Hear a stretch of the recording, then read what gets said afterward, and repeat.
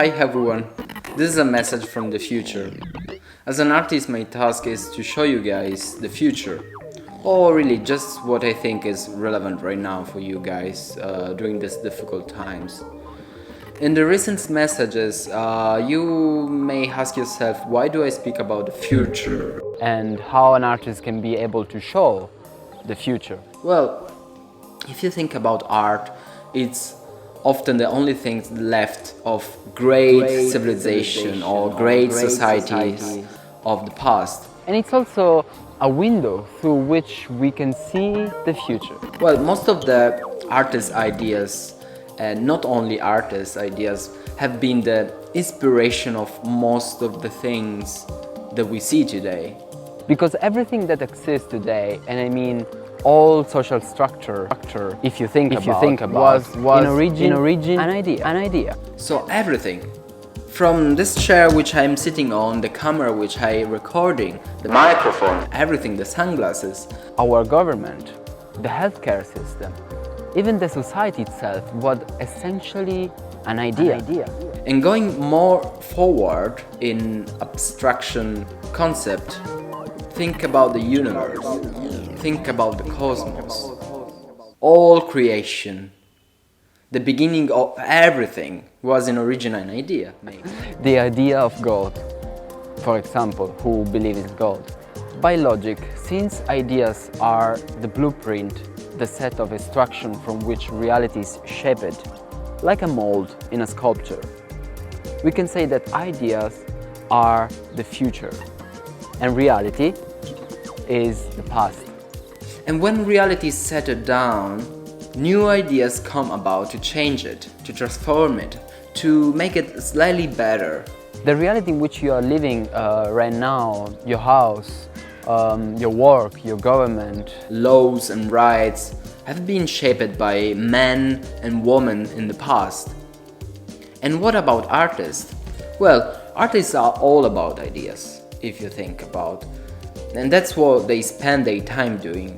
But what exactly is an idea?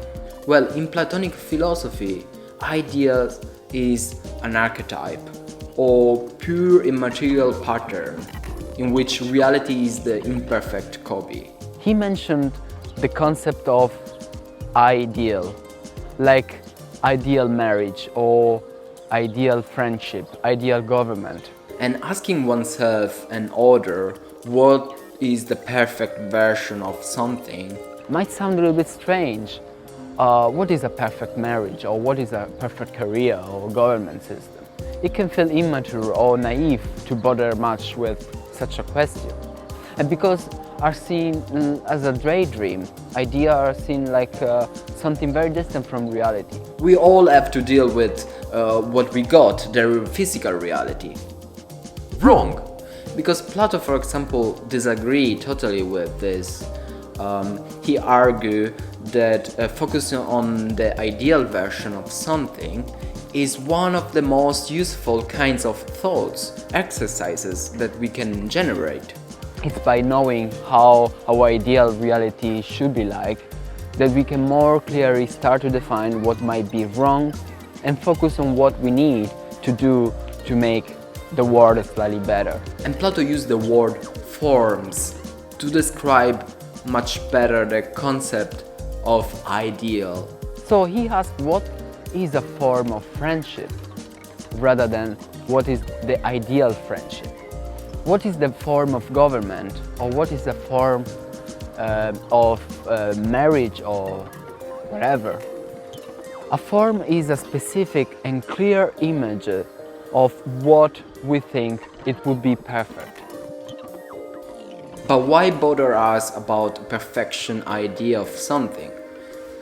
It's actually, if you think, a very practical thought. Because, for example, when a Greek sculptor is carving an ornament, he makes use of a wooden template, an original form, to check all the time if he's doing right or not. The ideal form is more about a guide you need that shows you how to do something well by yourself. And again, imagine the form as a blueprint, as a set of instructions. which we need for making very good version of our physical reality. We typically judge very bad ideas as a fantasy projection that blindly ignore what life is actually like, but there is nothing more far from the truth. Instead, we all need to have as many ideal forms in mind as we possibly can. If an idea seems distant and hopeless, the problem isn't that it's too idealistic, but way actually not idealistic enough. And that's because we have not quite yet discovered the form, the original template.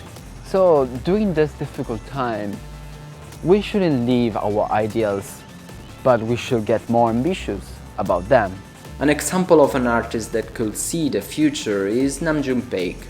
They could always see the potential technology in the future.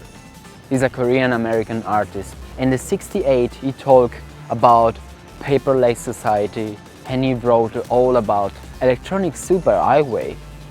Then in the '90s, when the President Clinton started to talk about information superhighway, n.3 said that he stole his idea.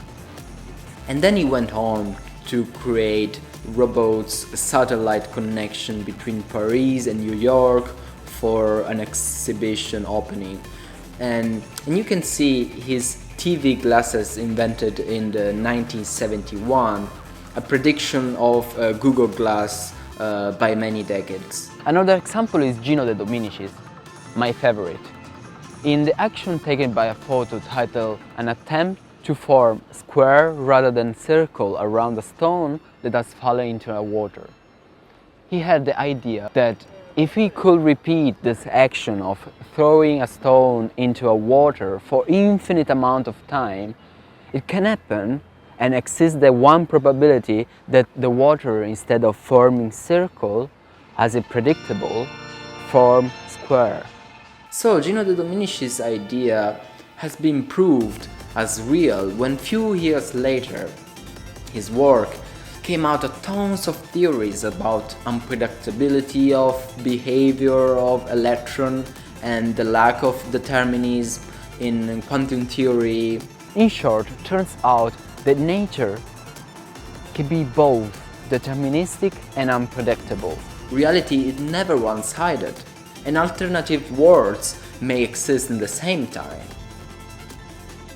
The exercise for today is focusing on the ideal version of something that you want to change and start to define what may be right to make the world slightly better. Don't let your idea get buried by the problems, because ideas are what creating the world. And probably what will change the world. Have a good day.